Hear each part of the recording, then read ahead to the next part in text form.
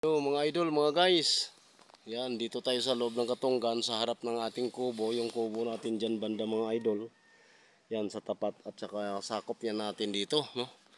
Bali sakop natin at tayo po ay kukuha ng buhangin para gagawing pugon. Kasi tayo ang nagpapala, tayo ang kukuha na isang kamay natin nasa kamera, yung isang kamay nasa pugon, nasa buhangin. Ayan mga guys. Yan.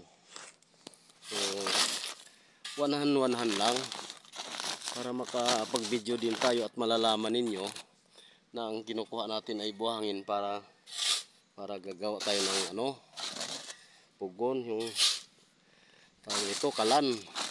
Kalan. Kasi ang mamahal na kasi pag magbili tayo ng kalan, tsaka yung ating gagawing kalan mga guys, yari lang sa yung panggatong natin is kahoy lang, no, walang uling kundi kahoy lang. Kaya hindi tayo nakakatipid tayo sa uling kasi mahal ng uling ngayon, no, at saka doble gastos pag nagawa tayo ng pugon o kalan na uling ang ikuha natin, gastos talaga. Hindi katulad ng mga kahoy lang, kasi kahit ganyan o mga tuyo na kahoy, yan ganyan o mga tuyo, yan pwede na natin igatong yan. Hindi nakakatipid tayo, di ba? So yan ang kaibahan mga guys, no. Ang kaibahan nito, isang kamay nagpapala ng buhangin, isang kamay na sa video. Ayan mga guys, mga idol. Yan. So tama lang, no? Kasi hindi naman talaga ito purahan. Yan mga idol, tama lang siguro to buhatin. Yan mga guys. So maraming salamat sa inyong panonood mga idol, no?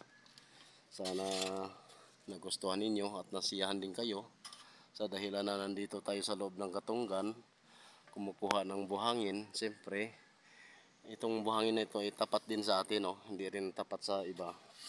Pero sa totoo lang, lupa ng gobyerno to. Kasi ito mangroves. Yan. Kaya gobyerno may-ari nito, hindi tayo. So tayo lang yung parang may right tayo dito sa sentro nito, no? Right lang na hindi right na hindi karapatan na may-ari, kundi right para kumuha ng buhangin para gawing kalan. Hanggang dito na mga guys ang ating pagbibideo. Sana'y nasisiyahan talaga kayo dyan. Hanggang sa muli. Thank you so much and bye bye.